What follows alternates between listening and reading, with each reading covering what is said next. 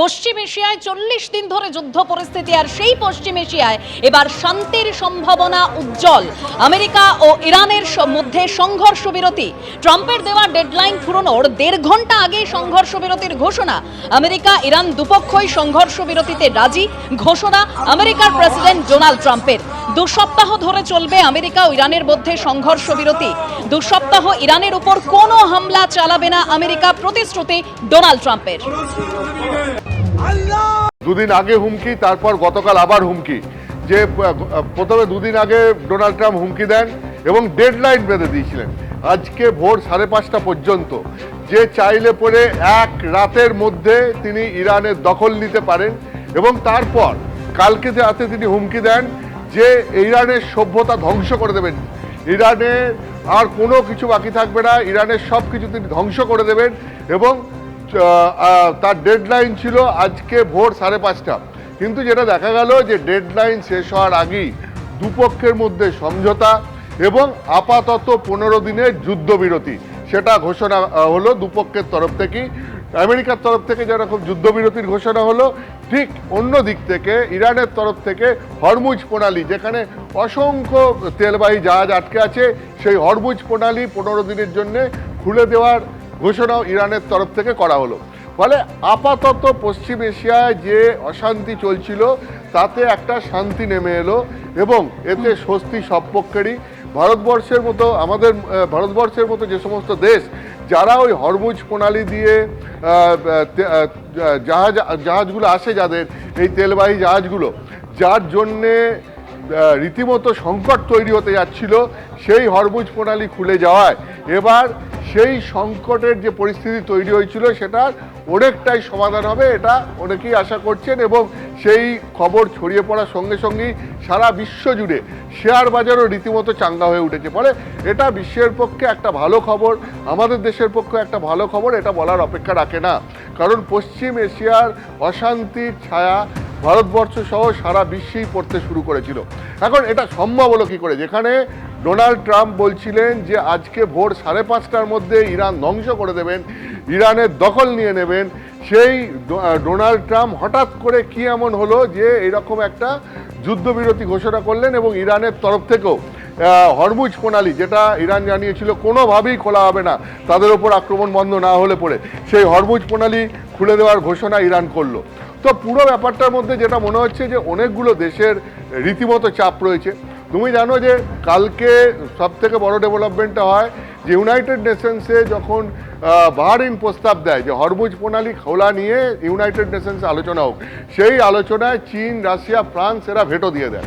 এবং তার মানে সেখানে বোঝা যায় যে হরমুজ প্রণালী নিয়ে আপাতত আলোচনা ইউনাইটেড নেশনসে হবে না। এর ফলে যেটা হয়, একটা আমেরিকার ওপর চাপ তৈরি হয় এবং যে আমেরিকার বন্ধু দেশ যেগুলো রয়েছে পশ্চিম এশিয়ায়, তারাও একটা চাপ তৈরি করছিল আমেরিকার ওপর যে এইবারে এই পরিস্থিতির থেকে বেরিয়ে আসা যাক। কারণ এই যুদ্ধ যদি চলতে থাকে তাহলে সব দিক থেকে সব পক্ষের সবার ক্ষতি হচ্ছে, ব্যবসায়িক ক্ষতি হচ্ছে, মানুষ নিরাপত্তা নিয়ে আশঙ্কায় রয়েছেন। ফলে এই একটা চাপও ছিল। অন্যদিকে ইরান ও হরমুজ প্রণালী দীর্ঘদিন বন্ধ রাখা, তার উপরে অন্যান্য দেশের ইরানের ওপর চাপ বাড়ছিল।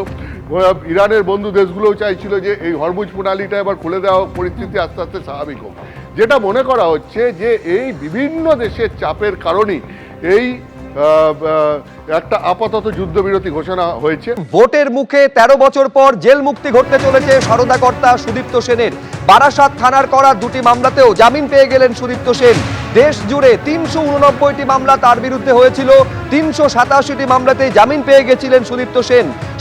শুধু 2টি মামলায় জামিন ছিল না, 2টি মামলার ক্ষেত্রে জামিনের আবেদন মঞ্জুর করেছে কলকাতা হাইকোর্ট। অর্থাৎ আগামীকালই আইনজীবীদের একটা বড় অংশের মতে জেল মুক্তি ঘটতে চলেছে সুদীপ্ত সেনের। এর ফলে সুদীপ্ত সেনের জেল মুক্তির আর কোনো আইনি বাধা রইল না। আমি আরো বিস্তারিত জানবো, সরাসরি সৌভিক মজুমদার আমাদের প্রতিনিধি রয়েছেন।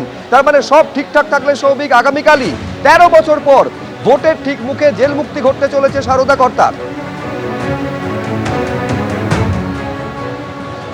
দেখো, একদমই কলকাতা হাইকোর্টের তরফ থেকে এখনো পর্যন্ত যে শর্তগুলো দেওয়া হয়েছে সেই শর্ত পূরণ করতে পারলে সারদা কর্তা সুদীপ্ত সেন তিনি আগামীকাল জেল থেকে বেরোতে পারেন, সেই সম্ভাবনাই কিন্তু এই মুহূর্তে প্রবল। এখন তুমি জানো যে কলকাতা হাইকোর্টের তরফ থেকে আজকে যে শর্ত দেওয়া হয়েছে সেই শর্তে বলা হয়েছে যে 5,000 টাকার বন্ডে তার এই জামিনের আবেদন মঞ্জুর করা হলো। তার পাশাপাশি তাকে বলা হয়েছে এই ইনভেস্টিগেশনের ক্ষেত্রে তাকে সব রকমভাবে সাহায্য করতে হবে, তাকে পাসপোর্ট জমা রাখতে হবে, তাকে থানায় গিয়ে হাজিরা দিতে হবে এবং ট্রায়ালের সময় বলা হয়েছে যে প্রত্যেক দিন ট্রায়ালের সময় তাকে ফিজিক্যালি বা ভার্চুয়ালি তাকে হাজিরা দিতে হবে। এই সমস্ত শর্ত আরোপ করে তার জামিনের যে আবেদন ছিল সেই জামিনের আবেদন আজকে কলকাতা হাইকোর্টের তরফ থেকে মঞ্জুর করা হয়েছে। এখন এই কলকাতা হাইকোর্টের সামনে যে দুটি আবেদন তিনি করেছিলেন সেই দুটি আবেদনই বারাসত থানায় যে দুটি মামলা হয়েছিল এবং রাজ্যের পুলিশের তরফ থেকে যে মামলা হয়েছিল সেই মামলার প্রেক্ষিতে তার আবেদন মঞ্জুর করা হলো।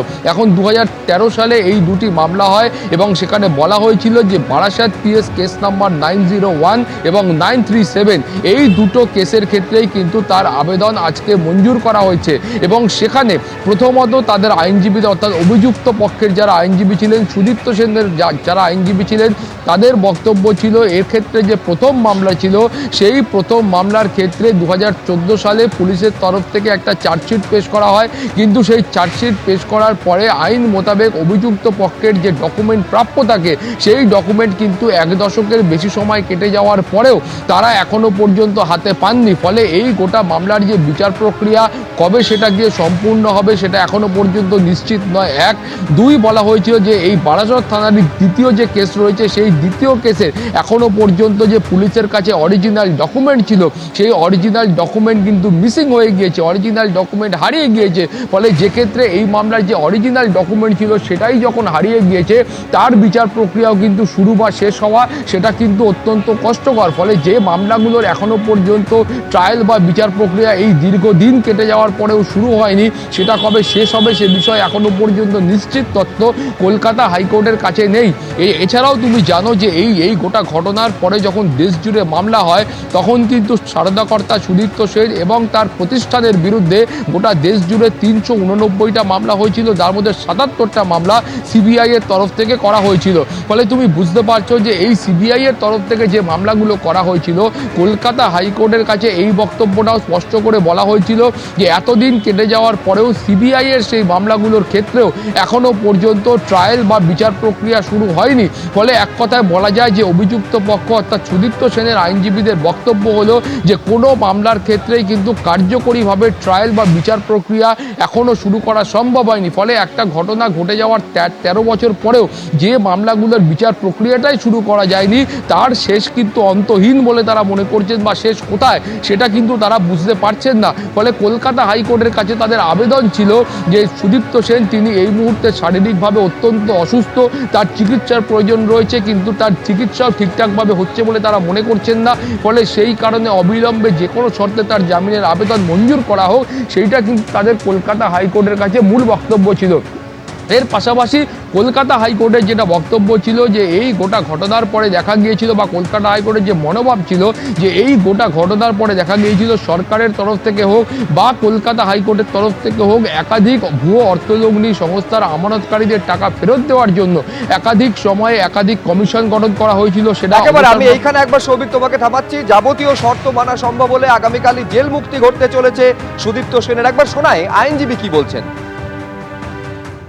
এখনো পর্যন্ত যতটুকু হয়েছে জজ সাহেব সমস্ত কিছু দেখেছেন, বেশ কিছু জিনিস বলেছেন, যেমন হচ্ছে উনি কোনো রকমভাবে ফার্দার যে সমস্ত কাজগুলো আছে আগে যে সমস্ত অ্যালিগেশন রয়েছে ওরকম টাইপের কোনো ধরনের কাজের সঙ্গে ইনভলভ হতে পারবেন না। ওনাকে ওনার পাসপোর্টটাকে সারেন্ডার করতে হবে। এছাড়া বাদবাকি যেগুলো থাকে নর্মাল কন্ডিশন। এখনো পর্যন্ত হিসম্মত 2টো মামলা বাকি ছিল। এই 2টো মামলাতে এখন আমাদের মহামান্য আদালত বেল দিয়েছেন। 389 মামলা ছিল, তার ভেতর থেকে সিবিআই বেশ কিছু মামলা ওখানে টেক ওভার করে সুব্রত চট্টরাজ জাজমেন্টের পরে, এবং বাদবাকি যে সমস্ত যেগুলো ছিল সেইগুলো হচ্ছে আপনার স্টেট ইনভেস্টিগেটিং এজেন্সির কাছে ছিল। তারা এখন ইনভেস্টিগেশন করছিল, সবগুলোতেই সাবসিকুয়েন্টলি বেল হয়েছে। এই 2টো মামলা বাকি ছিল, সেই মামলাতে আজকে এখন বর্তমানে বেল। এবিপি আনন্দ এগিয়ে থাকে, এগিয়ে রাখে।